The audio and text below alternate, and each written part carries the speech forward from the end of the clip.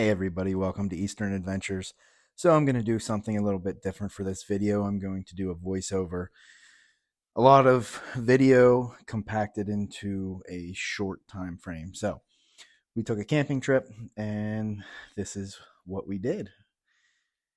So we went to one of our spots in Poe Valley State Park. Mm-hmm. And we got there late in the evening on Friday and did a little fishing. So here you see Riley, 5 years old, and he is doing excellent.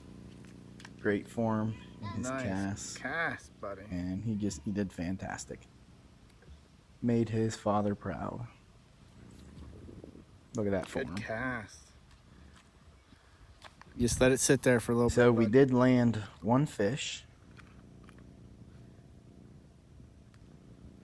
and we landed a decent bass. Unfortunately, that was the only fish that we landed on the day. We had nibbles, but only this bass. All right, so next morning, getting our fire prep and fire lay ready to cook some breakfast. Every camping trip needs good breakfast.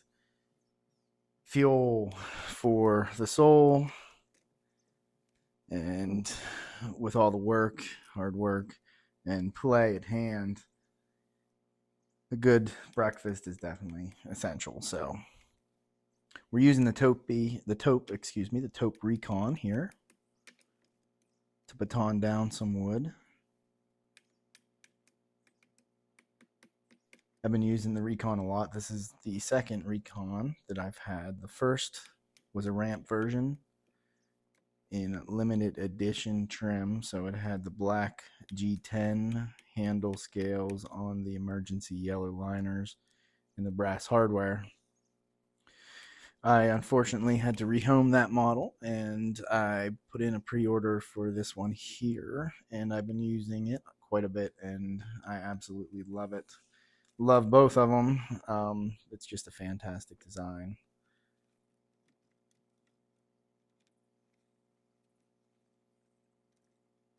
So we'll get our fire lay ready here.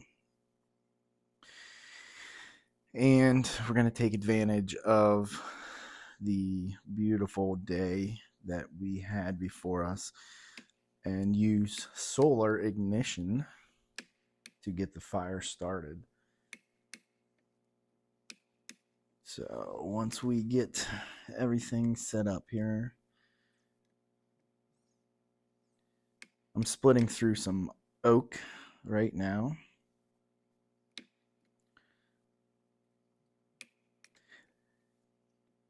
Again, I've put quite a bit of use on this Recon, and I have yet to have a single edge roll on it. So the geometry, the 3V steel, and the heat treatment are all on point on this one. So super excited. Drops back up effortlessly to a laser.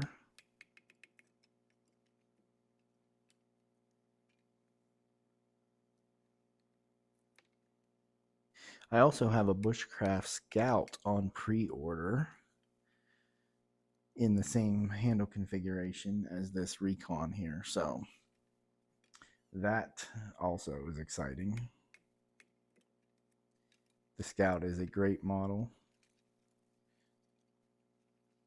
It came out in Magna Cut steel, and the Magna Cut steel has definitely proven itself to me in 3 separate models.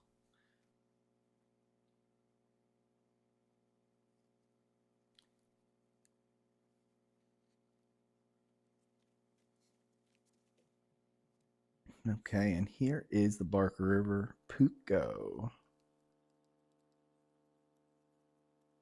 Or in Finland, it's actually pronounced Puukko. Puukko. But I'm not in Finland. I'm in central Pennsylvania in the middle of nowhere, so I will speak American and call it the Puukko, but I do like both pronunciations, and it's good to know. For all my brothers over in Finland, I definitely love all your knives. The Puukko style was one of the first fixed blade styles that I started with when I started out in the woods. I've been using variations ever since, so. All right, so I'm going to use the Puukko here to break down our kindling. Get it ready to take a flame from the smaller kindling. Like I said, we're going to be using solar ignition with a bird's nest. And here you see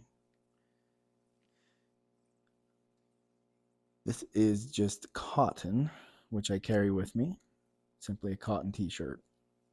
Now this is something that I really was excited about when I came across this little bit of information. And what I'm doing here is I'm taking the cotton and I'm saturating it in wood ash from the fire. So with this, it essentially will hold an ember like a charred piece of cloth without charring the cloth. So if you were ever in a survival situation and had nothing but a lens of some sort, magnifying lens of some sort, and a cotton t-shirt on, and you were somewhere where there was a previous fire, you can get yourself another fire, as long as you do have some sunlight. So this is a great method, and I really like it. I learned this from David West on the David West channel, so I want to give him his props where it's due. So you can see this does not take very long, and it will spread very quickly and hold a very long time. Better than char. I like it better than char. Char cloth, at least. Now, we're going to be using some leaves that I collected around the cabin where we were staying, and some pine needles. And this is going to be a little bit of an issue. And I'm glad it was, because it gives me some time to talk about a few things. Now, time, unfortunately, in this situation was not on my side. Family camping, just trying to take care of everything, short amount of time being there, and I'm just constantly rushing. So the problem at hand right here that we're going to encounter is my leaves and pine needles were still damp, and I had an issue getting ignition. I got it a few times. I got some flickers of flame, and they would just go out. So what I should have did was take the time to process it down and lay it out in the sun. I had some sunlight. I could have laid that out for an hour, and it would have been way drier. I use a Civil War recreation blanket, or it's a double-sided mat with canvas on one side and it's rubberized on the other side, and it is a fantastic piece of kit. But that black rubberized part, I lay that out in the sun, and then I can lay grasses or whatever materials I'm using on that and let them dry in the sunlight, and it doesn't take long. So at this point, I realized it was not going to take ignition, so I went to plan B and grabbed my ferro rod. This is awesome that this happened this way, because as I'm trying to get the fire now lit with my ferro rod, I realize, hey, wait a minute, what is that smoking? And I see that the cotton ember is still going very strong. You can see the smoke pouring off it. Again, a piece of cotton saturated in wood ash. This is information that I never knew until I saw on the David West channel. And I mean, it blows my mind. It works so well. So I want to spread this information. So I grabbed another piece of cloth and saturated it because my ember was getting small. My cloth was burning out. And I just added that to the other piece to extend it. Now, I had a thought that, hey, this ash works so good, maybe I can dry out my tinder here with it. So what I'm doing right now is I'm actually trying to saturate my leaves and my pine needles with the ash to dry it out.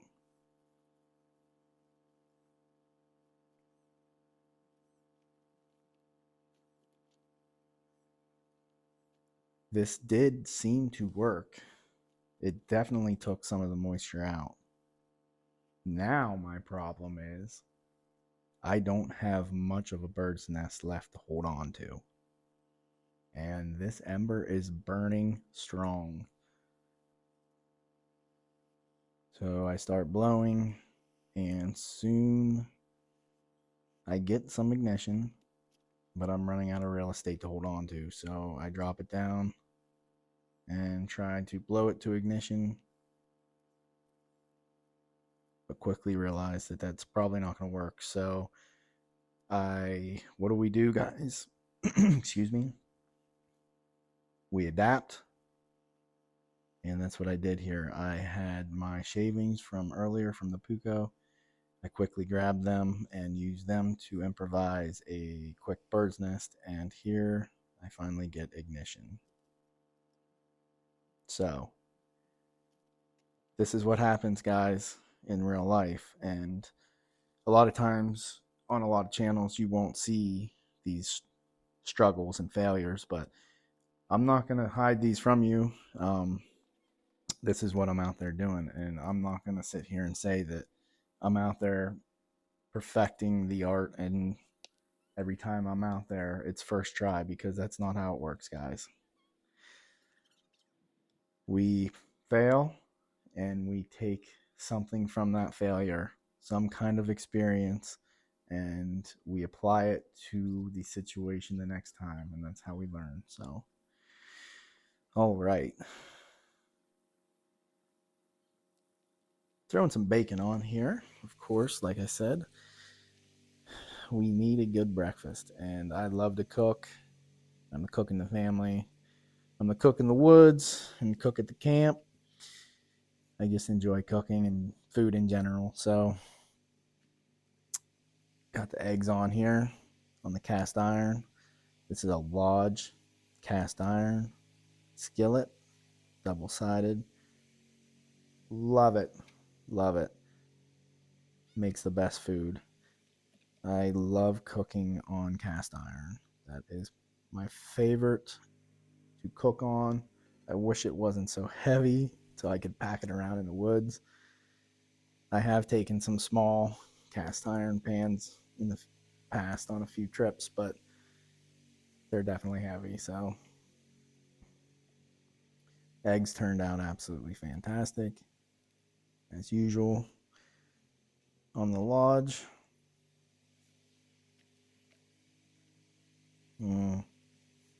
I can still taste them in a good way.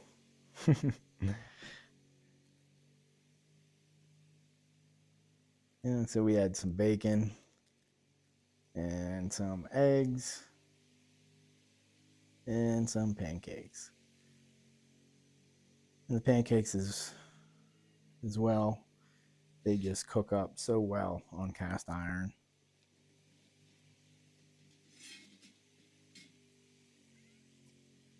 Another thing with cast iron is you want to clean it right away. Do not let it sit around and wait to clean it off. Clean it while it is hot. Pull it off the direct heat, let it cool for a few minutes, and then wipe it clean. We'll go over a little bit of cleaning of the cast iron a little bit later in the video. So here we are getting the pancakes on.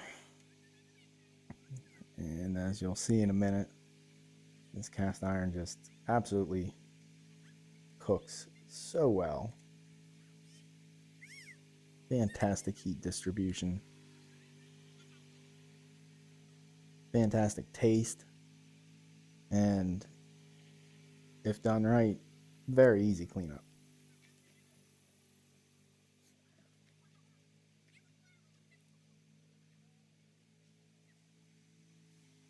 One thing you do have to watch with cast iron, it will heat up and cook very fast. So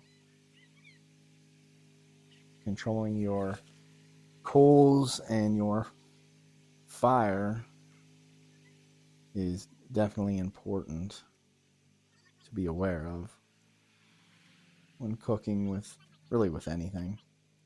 The cast iron definitely will cook very quickly.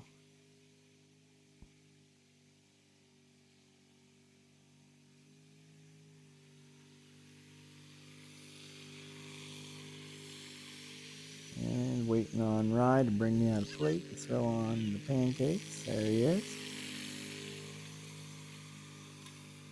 Best helper I could ever ask for. And some bacon, and there's our plate. And Daddy finally gets to sit down and take a load off and drink some coffee and eat.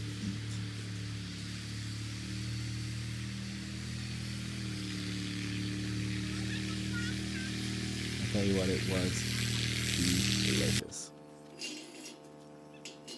Alright, so back to cleaning the cast iron. We want to keep it hot and clean it right away. So what I'm doing here is I'm going to make myself a quick little improvised wooden scraper. I cooked the bacon in the cast iron pan today. So it got a little bit of bacon crust on the bottom. And I want to get that out while it's still hot. Do not ever want to use metal or anything hard to scrape the bottom of your pans. So I'm going to make a quick little improvised spatula and just clean up the bottom of the cast iron pan. The Puukko does an excellent job and makes quick work of a little quick improvised spatula.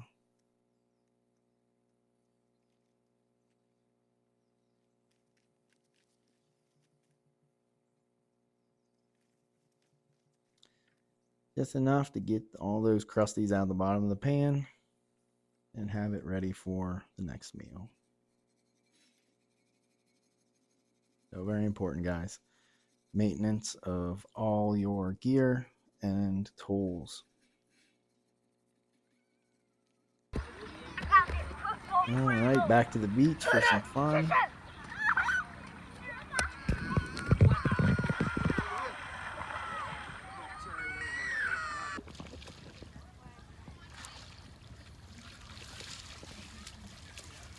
And there's my little man coming out of the water. Show me some muscles. Show me your muscle. He had a blast. Show me your like muscles. A fish in the water. There's those muscles. Little man's 5 years old and he can already do almost 15 push-ups. Makes his daddy proud every day. Look at that smile. Alright, and out on the boat, we tried to get some fish out around the lake.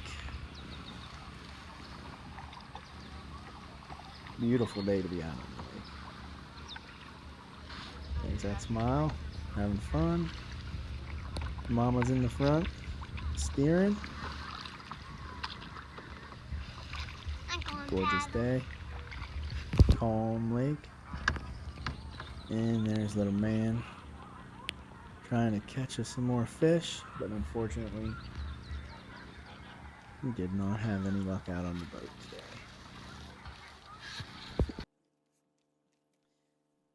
And I decided to try to make a kuksa kuksa, out of a piece of weeping cherry that I got from a coworker. It's actually a piece of the root of the weeping cherry tree. He brought in he had a stump removed from his yard, and he knew that I was into woodworking and different things, and asked if I wanted the stump, and I said sure. So he brought it in, and this was a root. So I have never done any carving or anything with the root. This is all new. I wanted to attempt something with it, and it looked like it would make some awesome bowls and cups and some cool stuff. So, and it looked like a cool grain pattern, but it is extremely hard. I think because of it being the root, the rings are probably tighter, I would assume. And it's cherry, so cherry is typically a hard wood. I don't know about weeping cherry. That is an ornamental tree that I don't really know much about, but it was extremely hard. So here I'm just cleaning the bark off,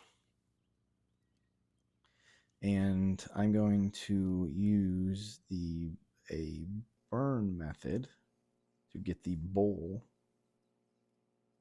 burnt out of this kuksa.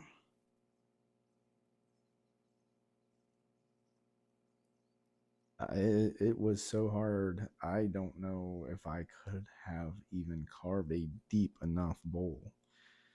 It would have taken a very long time and a lot of sharpenings. So, very cool looking. I really like the shape of it, and I like how the bark, I left a little bit of the inner bark there and kind of left a cool design. I don't know if that'll eventually peel off, most likely, but it looks cool for now. Now, one thing you want to be aware of is when you're doing this, if your wood is green or not completely dry, it will crack right before your eyes. So this did crack um, more than I would like it to. It had been sitting um, out in the sun for probably a month and a half now. It probably needed several more months to be completely dry, but again, trial and error. I had it laying in the yard for a month and a half or so, and wanted to try something with it. So here we are, and this is always fun. I like to do this. This is pretty easy with a spoon to burn the bowl out, and a cup isn't bad either. Um, an inch an hour is probably about normal as far as burning depth. Um, a lot of people use a straw of some sort to direct the heat through wind. Um, I have several plants around my area that I could have used for that. I did see right there in that direct area, right across the road, there was some striped maple, and striped maple can easily be pulled the outer bark away and stripped off, and you can get a hollow straw out of that pretty easily. Usually we'll have to soak it in water a little bit, cut around it, and twist and pull.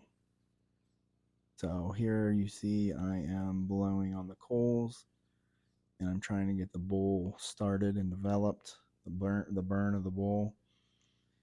And then it's a lot easier once you get a little bit of depth to keep your coals in the bowl. But at first you're going most likely to have to hold them in place with a stick. A green stick is suggested so it doesn't catch fire as quickly.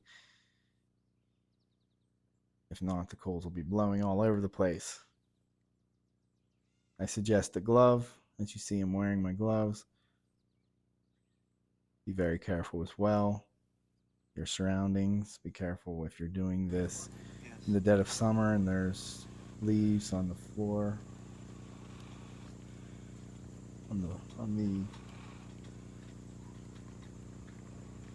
And here you see I'm starting to develop a little bit of a bowl. And at this point, I've been at it probably 20 minutes or so.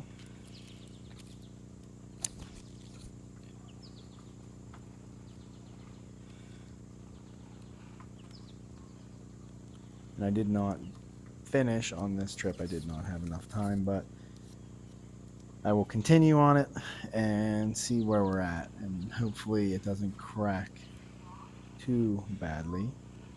If it does, I will just use it for something else.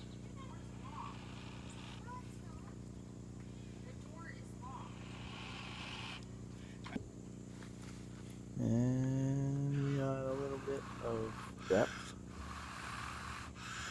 So that's about half an hour into that. All right, guys, that's a wrap on our trip. Thanks for joining us, and we will see you next time.